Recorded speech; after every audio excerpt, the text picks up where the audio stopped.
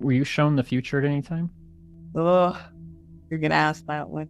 You can say Um, no, or we can skip over it, or I can just not include it. But I'll share it, and then you decide. I don't want to scare anybody. That's my whole thing, okay, and I do talk about it.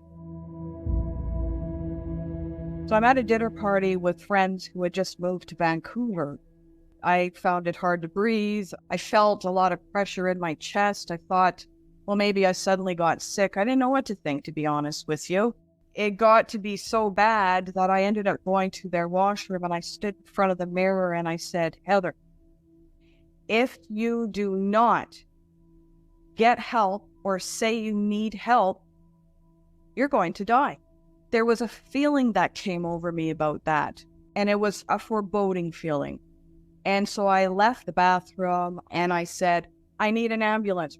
The music got turned down and they all looked at me and they said, what? I said, I need an ambulance. I need an ambulance right now, right now. And my fiance at the time said, no, no, no, no, I'll take her to the hospital. Do you really want to go to the hospital? I said, I need an ambulance. Need it. I said, don't take me to the hospital. You don't know this area.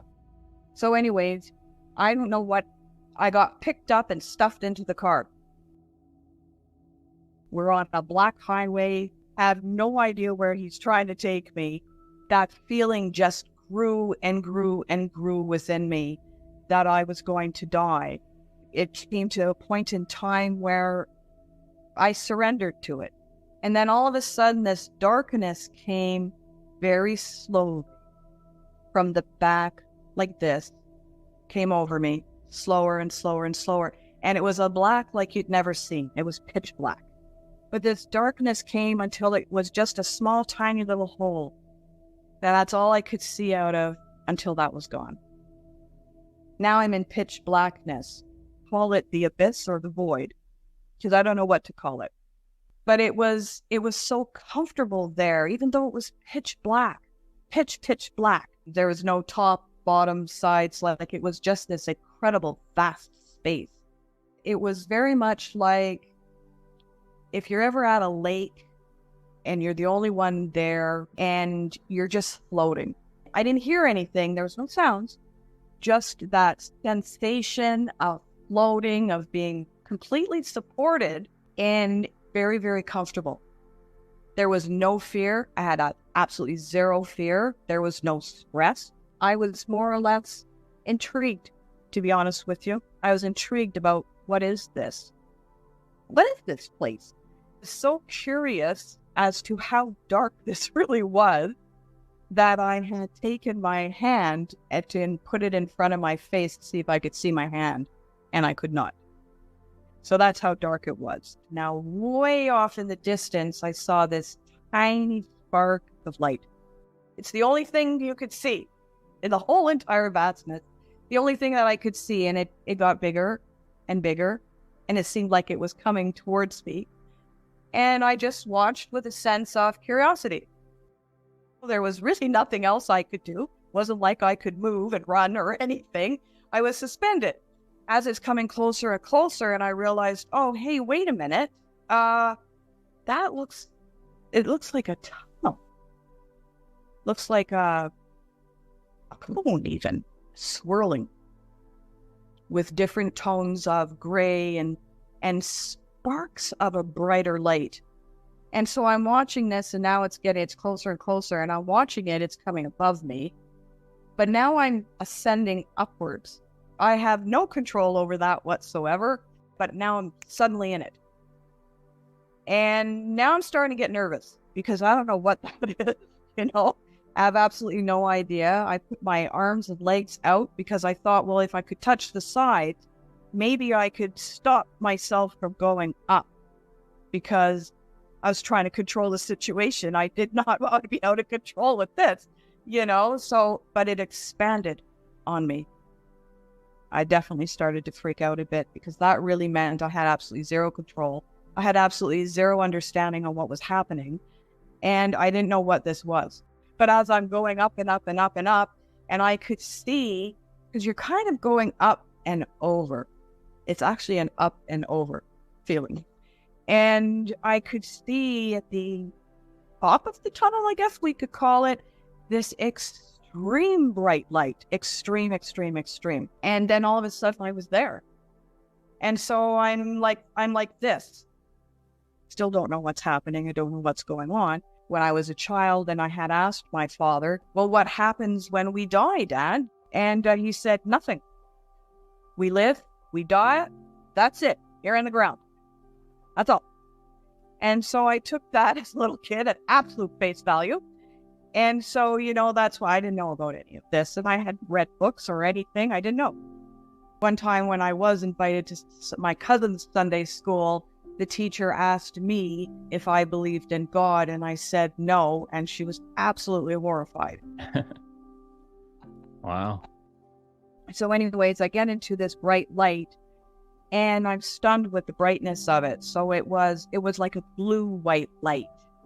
And within that white light are also silvers, and there's a lot of depth to that white light. It's not just a color. Then there were people. And the best way I can explain the people coming out of the light were if you've ever been to a football game and those really large lights that they all have up there, you take every single one of those lights and you put them ground level stacked on top of each other. And then people coming out of that. And I'm like, what the hell's going on here? What the hell's going on, There was a massive group of people. Could have been 100 or more.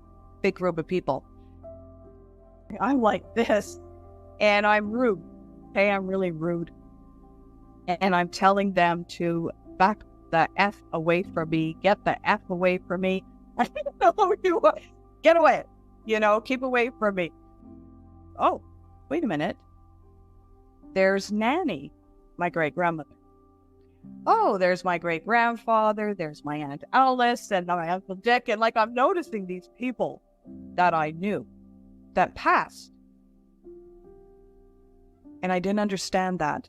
I absolutely did not understand that. And I said, I just, had said to myself, I don't know what's going on.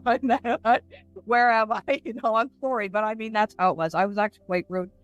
And my great-grandmother stepped towards me. And this always makes me tear up. She said, Heather, you have died. And I was like, no, that can't be. Sorry.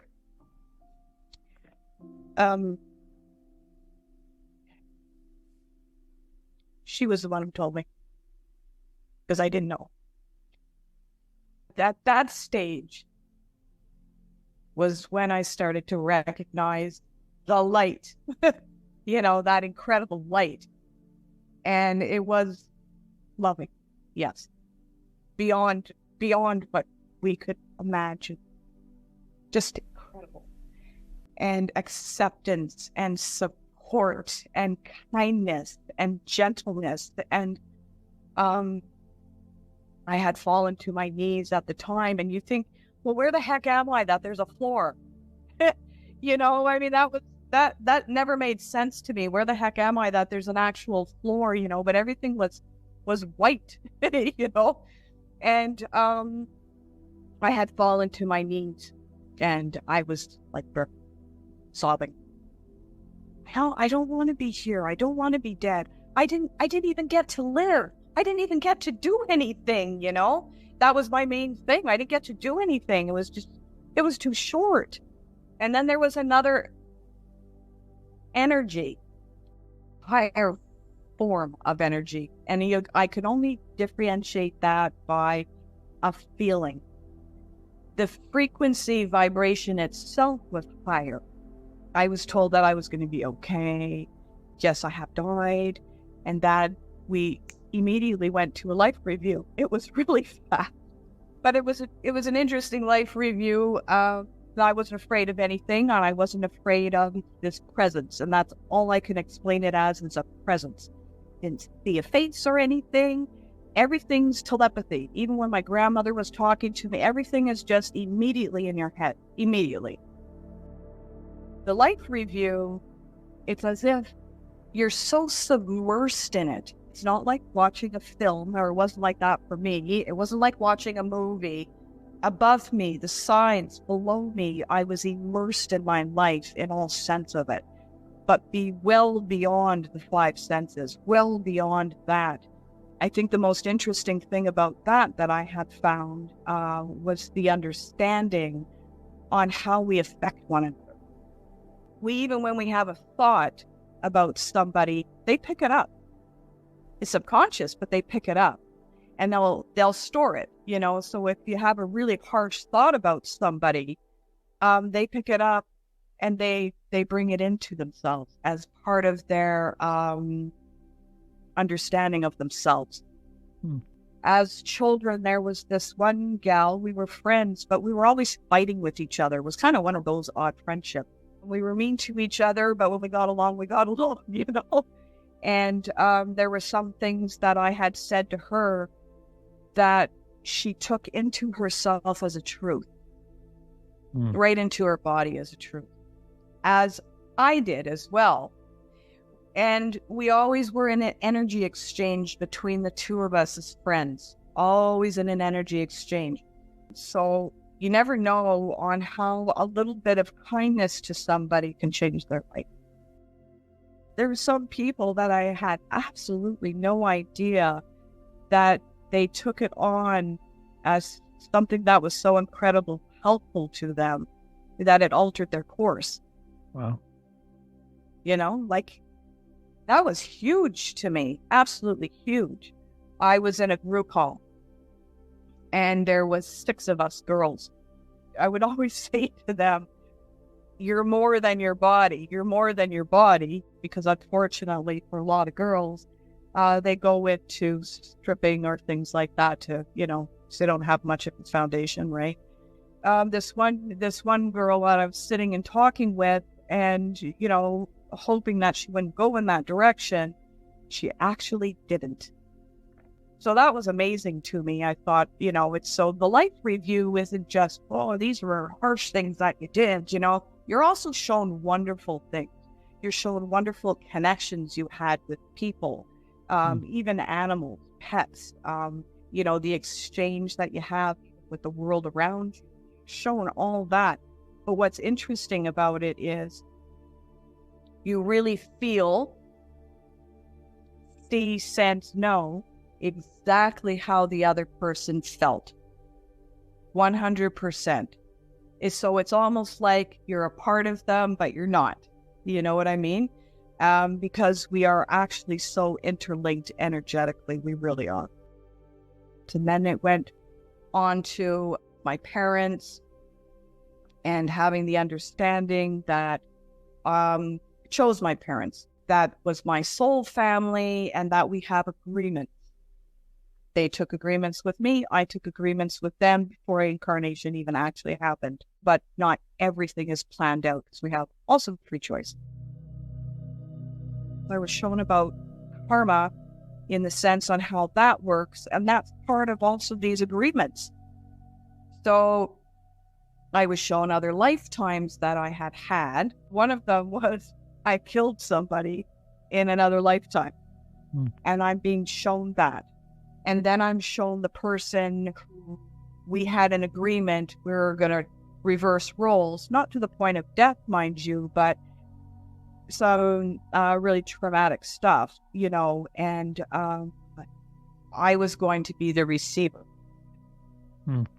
They were going to be the doer, so I was shown that as well. And so it did give me a much better understanding as to why some of the things had occurred that just seemed out of left field for me.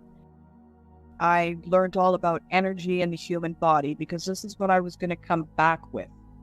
So I was shown in lightning speed. It's like, it's just there.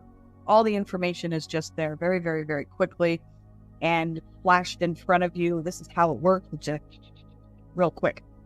And so how the human body works on an energetic level, what we take in, what we put out, how it moves within the body, all about the auric field, all about energy points, and how emotions work and how unprocessed emotions affect the physical body. brains are so incredibly powerful. We can hinder ourselves or not. We can make things better within ourselves. What we direct out there is a frequency, and that frequency we can also invite. So depending upon if it's a lower level frequency, higher level frequency, how to move energy, how to pull in energy. It's almost like using the body as filing cabinet, Oh, I'm going to stick this file and I'm going to put it over here, or in my lower back, or because I don't have the luxury right now to deal with that. And so we file it and put it away. I also went to the Crystal City, which was immensely beautiful. It would be kind of like I was 15 miles, 20 miles out. And I wasn't there very long. Somebody came to meet me. I didn't get to see their face or anything. I just knew it was a body and somebody who really liked me because they gave me a great big hug. Basically, it's not my time to be home. So I was like, oh, okay. And then immediately gone from there. I was shown the place of healing for souls who have done their lifetime. And sometimes lifetimes can be really traumatic. And we go to a place of healing. There's healing pools. There's healing water, which is incredible as well. So yeah, and everything's marble. Everything was marble. White marble. It was quite interesting, actually. Columns. There was columns. Some souls can be there for quite some time. Not that there's time, that's how we understand it, of course. Some could be there for a very, very long time, depending upon the life experience that they had.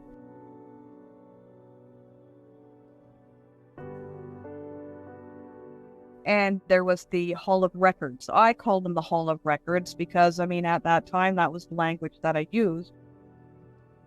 And I understand that everybody calls it Akashic Records. It's fine.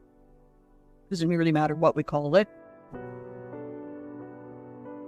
The books are as high up as you could possibly imagine. And I was shown my book. My book. Well, I obviously had a lot of lifetimes because it was pretty thick, so I had I've been around quite a bit of times.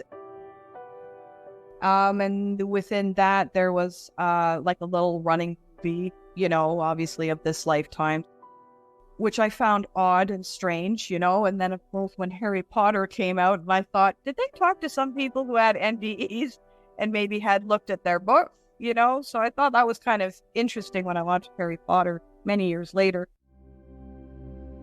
What I was also shown was on a soul level, not all souls are kind of in the same place. So if you've got a soul vibration on, let's say, a level 3, well, they're not going to be in the same soul understanding vibration as somebody sitting at 5 or 6 frequency. So it's interesting that kind of like was with like. There's many different levels.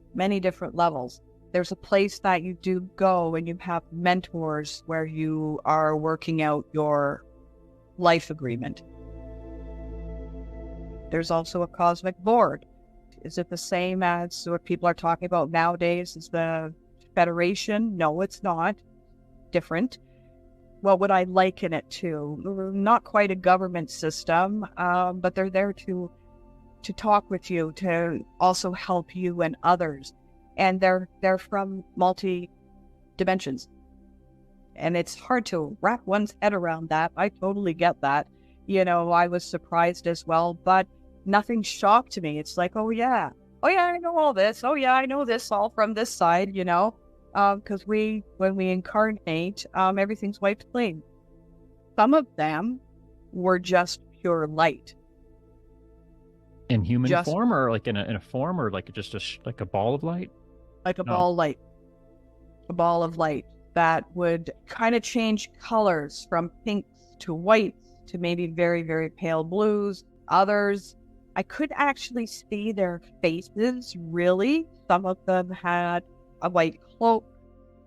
There was one specifically that it was blue, a blue cloak. When you're there, you know that they're from other galaxies, other dimensions, and they all come together. They're extremely wise.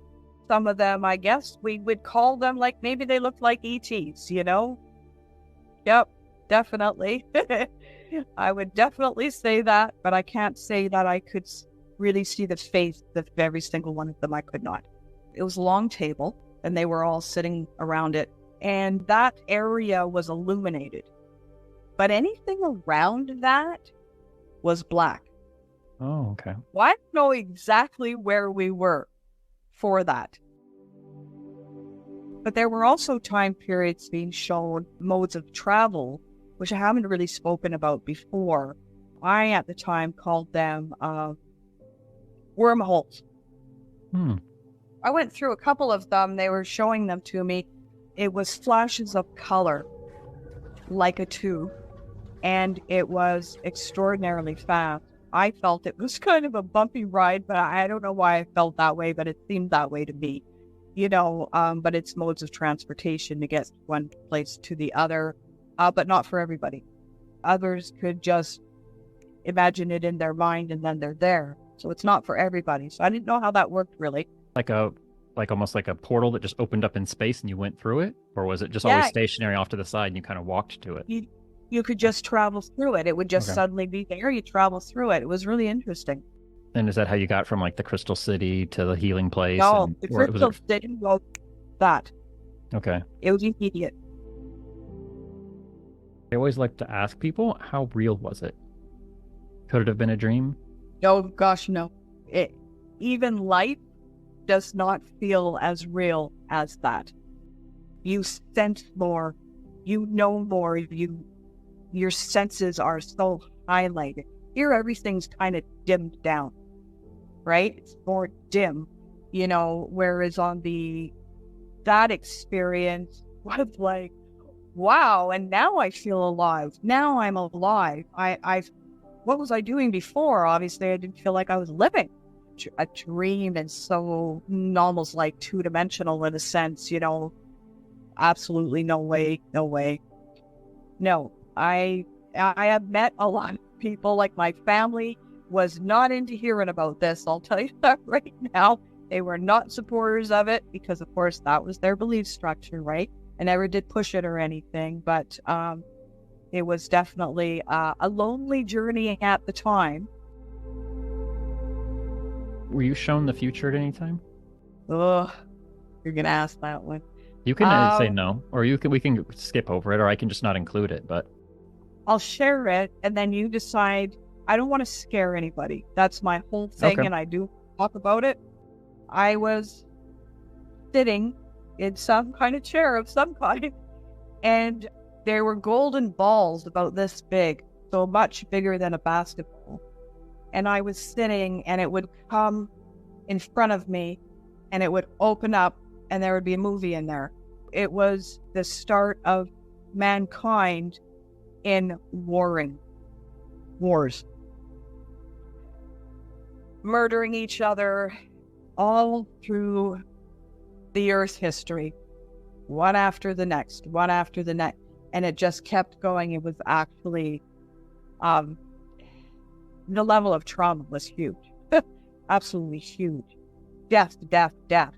Lots of fires and lots of death from water, flooding, what we now call tsunamis even. There was lots of protests. They were coming more into our world today. Definitely saw all the wars. I mean, it was just absolutely excruciating to watch. Yeah. Bad. A lot of unrest in our world. A lot of unrest. People,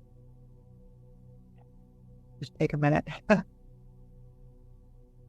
desperate to be heard, seen, desperate to be as much as a priority as anybody else. And marches, and anger, lots of anger, lots and lots and lots of anger. And it's all kind of where we are right now. We've got to shed. We've got to shed our beliefs about other cultures, our beliefs about other people to get through where we need to go. I'll leave it there because I find it terribly sad. Lots of civil wars, all dotted all over, unfortunately. Yeah. So you're lots of starvation. I had asked them to stop. I asked them to stop. I couldn't bear anymore. What was the point of it, do you think? What was the point of it? Well, I was thinking that maybe if I didn't ask them to stop, maybe I was going to get to the good stuff. Oh. But because I couldn't bear to see any more of it, like the death, the children, geez, all of it. I couldn't.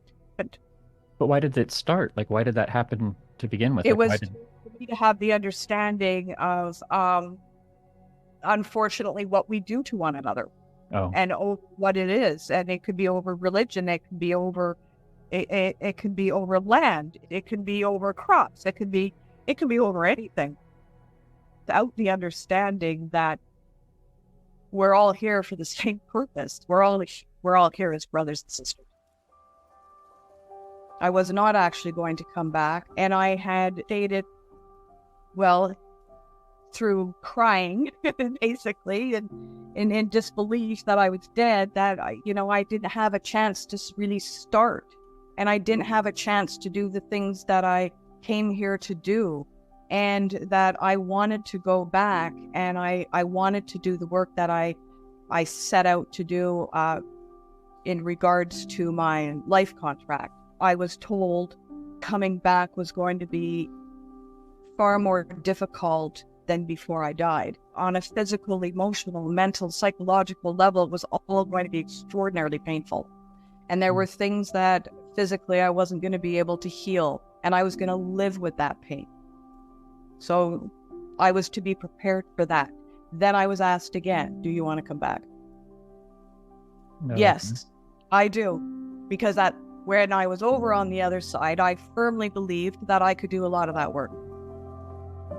We're connected to each other. I think if we could just have that understanding, how connected we are to one another, and let go of all our false beliefs of one another, and really have that understanding that we are energetically a part of each other at all times. We're all human, period. You don't have to have all these divisions and everything that have been created. I think if my wish could be anything, if we could just get to that understanding. How do people find out more about you? I'm on Instagram at got_insight. There's also my email address for anybody who wants to email me. It's gotinsight with an S at gmail.com. I work with people one-on-one. I've been doing that since the 90s. I do energy readings because I see energy all the time. It was one of the things I came back with. I teach people in everything that I learned on the other side and how to work with energy. That's what I teach. And I give them tools so they don't have to keep coming to people like me to learn how to do the work for themselves.